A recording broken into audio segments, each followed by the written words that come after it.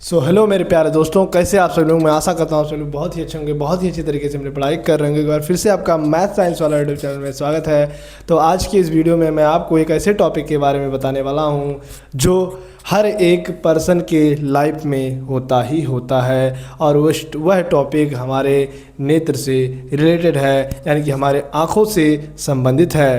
यानी कि टॉपिक की बात करें तो वह टॉपिक है कि हमारे नेत्र में कौन कौन से दोष होते हैं। भाई दोष तो हर एक चीज़ में होता है, चाहे वह आँख हो, चाहे वह कान हो, चाहे बॉडी के कोई भी पार्ट हो, चाहे कोई थिंग्स हो, कुछ भी हो, हर एक चीज़ में कोई ना कोई दोष होता है। उसी तरीके से हमारे आँखों में भी दोष होता है। वही उन्हीं दोषों के बारे में हम बात करने वाले हैं। वह दोष क्या होते हैं, उनका निवारण कैसे करते हैं, ठीक है, समझेंगे।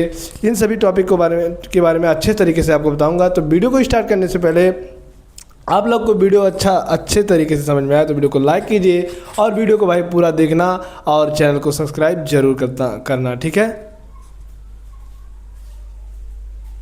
करना। तो मैं वीडियो को स्टार्ट करने से पहले बता दूं आपको कि यह हमारा जो टॉपिक है, यह यूपी बोर्ड क्लास 10 साइंस के फिजिक्स का दूसरा चैप्टर है, मानव नेत्र तथा रंग बिरंगा संसार। उस चैप्टर से रिलेटेड ये टॉपिक है। यह जो टॉपिक मैं बताने जा रहा हूँ, इस टॉपिक से लॉन्ग क्वेश्चन और शॉर्ट क्वेश्चन, एमसीक्यू, तीनों टाइप के क्वेश्चन इस टॉपिक से बनते हैं, ठीक है। तो इस टॉपिक को आपको अच्छे तरीके से ध्यान में देखकर चलना है, ठीक है। तो वीडियो को स्टार्ट करते हैं। क्या कि हम बात करेंगे दृष्टि दोष तथा उनका निवारण।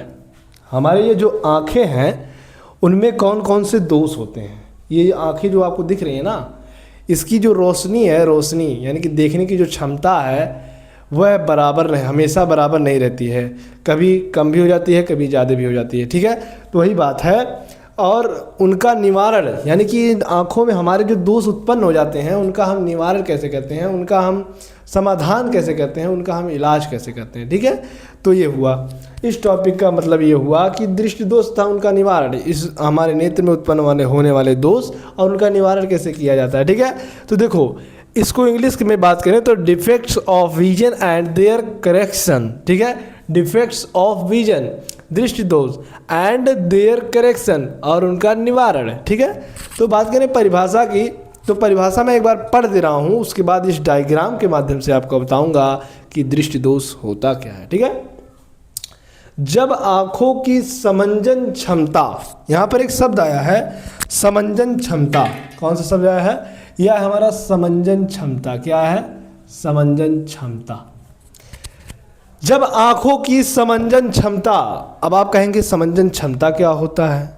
भाई मैंने पिछले वीडियो में समंजन क्षमता के बारे में ही अच्छे तरीके से बताया है, विथ डायग्राम यानी कि चित्र के साथ बताया है, ठीक है। बस आपको उस वीडियो को देख लेना है और इस शब्द का अर्थ क्या होता है पता चल जाएगा। लेकिन मैं इस वीडियो में भी बता दूंगा कि समंजन क्षमता क्या होता है, ठीक है।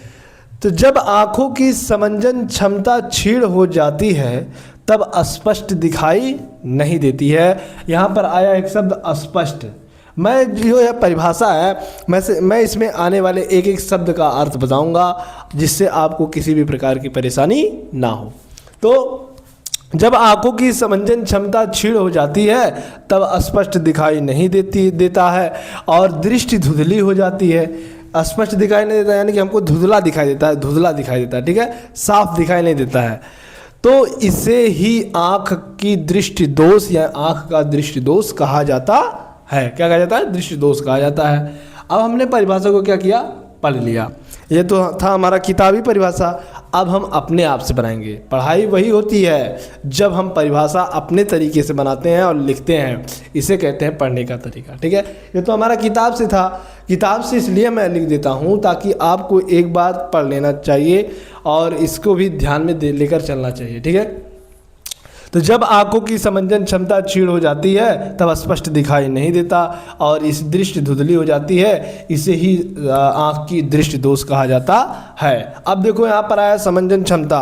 समंजन क्षमता मतलब यह होता है जो यह हमारे आँखों में लेंस होता है, हमारे आँखों में लेंस होता है, वह हमारा उत्तल लेंस होता है। यह जो लेंस है हमारे आँखों में, यह फिक्स, इसका आकार फिक्स नहीं रहता है। यह कभी मोटा होता है तो कभी पतला होता है, ठीक है, कभी मोटा होगा कभी पतला होगा। जब हमें पास की वस्तु को देखना होगा तो यह लेंस क्या है, मोटा हो जाता है, और जब हमको दूर की वस्तु को देखना होता है तो यह लेंस पतला हो जाता है। तो इसी लेंस के इसी गुण को ही समंजन क्षमता कहते हैं कि लेंस द्वारा अपने फोकस को घटाने और बढ़ाने की क्रिया को ही समंजन क्षमता कहा जाता है। लेंस द्वारा अपने फोकस दूरी को समायोजित करने की क्रिया को ही समंजन क्षमता कहा जाता है। तो आई होप आपको समंजन क्षमता समझ में आ गया होगा। लेंस द्वारा अपने फोकस दूरी को घटाने बढ़ाने की क्रिया को ही समंजन क्षमता कहा जाता है, ठीक है। जब ये दूर की वस्तु को देखते हैं तो ये पतली हो जाती है, जब पास की वस्तु को देखते हैं तो लेंस हमारा मोटा हो जाता है। यह अपने आप होता है और इसी गुण को ही कहा जाता है समंजन क्षमता।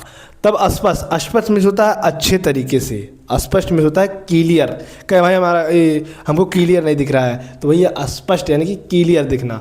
दिखाई नहीं देता है, दृष्टि धुंधली हो जाती है, धुंधली हो जाती है, इसे ही आँख का दृष्टि दोष कहा जाता है। देखो, तो मैं आपको ये परिभाषा मैंने पढ़कर आपको बता दिया, तो अब इसके माध्यम से बताऊंगा कि दृष्टि दोष क्या होता है। अब देखो, यहाँ पर एक वस्तु है, यहाँ पर एक वस्तु है, ये हमारा एक वस्तु है, क्या है, वस्तु है, और एक वस्तु हमारा यहाँ है, ठीक है, ये भी हमारा क्या है, वस्तु है। यह जो वस्तु है भाई, ये हमारा नेत्र है, तो यह वस्तु इसके पास है कि यह वस्तु उसके पास है, पास यह है, यह हमारा पास है, और यह हमारा आँख से क्या है, दूर है, दूर है।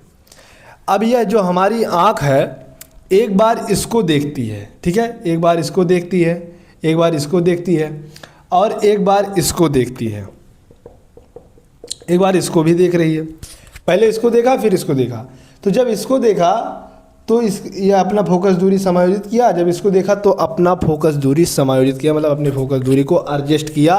यह अपने फोकस दूरी को इतने हिसाब से एडजस्ट करता है ताकि इसका जो वस्तु का प्रतिबिंब है इसकी रेटिना पर बने। जब तक रेटिना पर नहीं बनेगा तब तक दिखाई नहीं देगा, इसीलिए यह घटता है और बढ़ता है इसका फोकस दूरी। तो यह क्या है, जो यह फोकस दूरी यहाँ का देखना हुआ तो अपने फोकस दूरी को घटा लिया, और जब यहाँ का वस्तु को देखना हुआ तो अपने फोकस दूरी को बढ़ा लिया, और यहाँ पर रेटिना पर बनने के हिसाब से।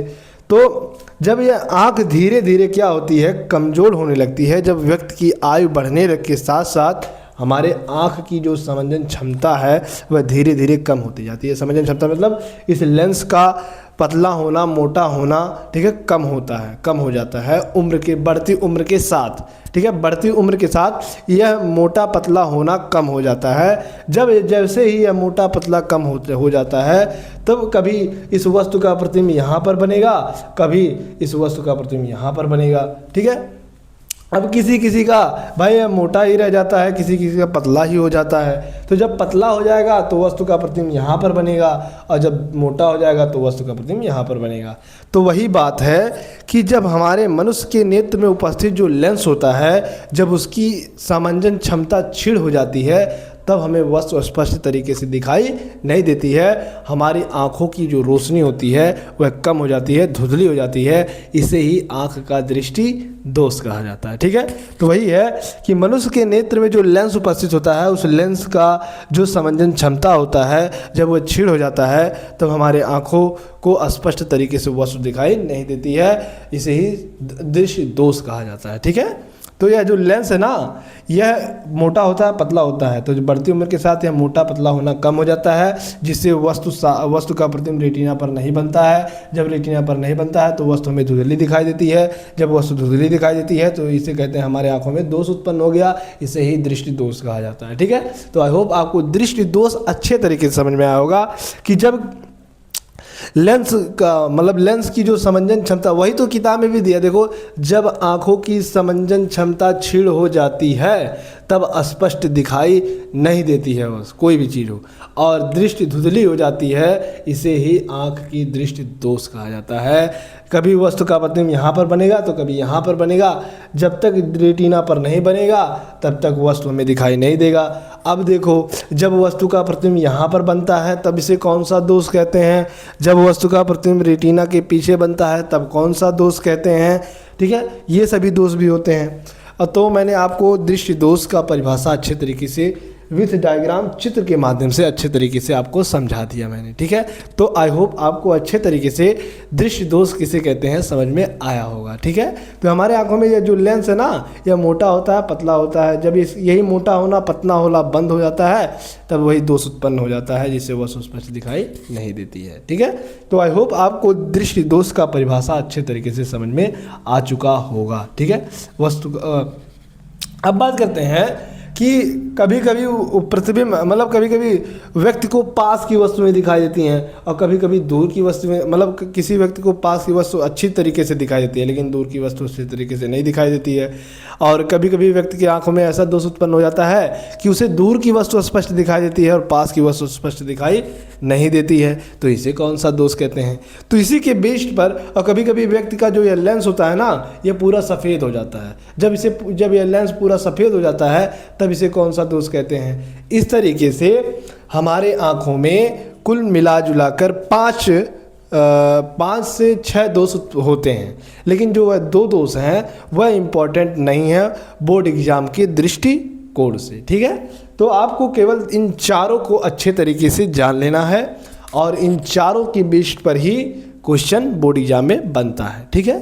तो मेरे एक एक बातों को ध्यान से सुनिए, तभी आपको अच्छे तरीके से समझ में आएगा, क्योंकि यह साइंस है, कोई ऐसा वैसा सब्जेक्ट नहीं है, ठीक है। तो देखो, तो जब वस्तु का प्रतिबिंब यहाँ पर बनेगा तो कौन सा दोष, जब वस्तु का प्रतिबिंब यहाँ पर बनेगा तो कौन सा दोष कहेंगे, ठीक है। तो देखो, आँख में दृष्टि दोष निम्न प्रकार के होते हैं। एक हमारा होता है निकट दृष्टि दोष, एक हमारा होता है दूर दृष्टि दोष, एक हमारा होता है जरा दूर दृष्टि दोष या जरा दूरदर्शिता, एक होता है हमारा मोतिया बिंदु जिसे हम कहते हैं, ठीक है। तो कुल टोटल हमारे एग्जाम में, मतलब एग्जाम में चारों से क्वेश्चन बनते हैं और ये चारों बहुत ही इम्पॉर्टेंट है। ये चारों दोष हर एक व्यक्ति के आँख में होता है कभी ना कभी, ठीक है। ये चारों में से कोई एक ना एक दोष व्यक्ति के आँख में जरूर होता है। तो देखो, पहला है निकट दृष्टि दोष, जिसे इंग्लिश में हम मायोपिया कहते हैं। क्या कहते हैं? मायोपिया कहते हैं। दूसरा हमारा दूरदृष्टि दोष, जिसे हम हाइपरमेट्रोपिया कहते हैं, जिसे हम इंग्लिश में दूरदृष्टि दोष को हाइपरमेट्रोपिया कहते हैं, ठीक है। तीसरा हमारा है जरा दूरदर्शिता, जिसे हम इंग्लिश में प्रेसबायोपिया कहते हैं, ठीक है, प्रेसोबायोपिया। और उसके बाद चौथा हमारा मोतिया बिंदु, जिसे हम कैटरैक्ट कहते हैं, कैटरैक्ट कहते हैं इंग्लिश में, ठीक है। इंग्लिश भी जानना बहुत ही इंपॉर्टेंट है। तो हमारे आँखों में यह 4 तरीके की दोष उत्पन्न होता है, ठीक है। तो देखो, अब एक एक दोष हमने बताया, निकट दृष्टि दोष, दूरदृष्टि दोष, जरा दूरदर्शिता, मोतिया बिंदु। अब एक एक दोष को मैं अच्छे तरीके से एक्सप्लेन करूंगा और चित्र के माध्यम से उनको बताऊंगा, आपको बताऊंगा कि कौन से दोष में वस्तु का प्रतिबिंब सामने रेटिना के सामने बनता है, कौन से दोष में वस्तु का प्रतिबिंब रेटिना के पीछे बनता है, कौन से दोष में व्यक्ति का जो हमारा लेंस है वह धुंधला हो जाता है, कौन से दोष में व्यक्ति को ना दूर का दिखता है ना पास का दिखता है, ठीक है। हर एक दोष को मैं अच्छे तरीके से एक्सप्लेन करूंगा, क्योंकि अच्छे तरीके से एक्सप्लेन करूंगा तभी आपको समझ में आएगा। क्योंकि आप हो सकता हो पिछले क्लास में ध्यान ना दिए हो, लेकिन इस क्लास में ध्यान जरूर दीजिए, ठीक है। तो यह हमारा क्लास 10th का एग्ज़ाम है इस साल, ठीक है, तो ध्यान से लेकर चलना है। तो ये हुआ। अब एक एक दोष को मैं अच्छे तरीके से एक्सप्लेन करने वाला हूँ, ठीक है। तो आई होप आपको ये चीज़ें अच्छे तरीके से समझ में आएगा। दृष्टि दोष किसे कहते हैं, और डायग्राम के माध्यम से मैंने बताया, वही दोष है जब हमारे लेंस का मोटा पतला होना बंद हो जाता है तो वही दोष उत्पन्न हो जाता है, जिसे दृष्टि दोष कहा जाता है, ठीक है।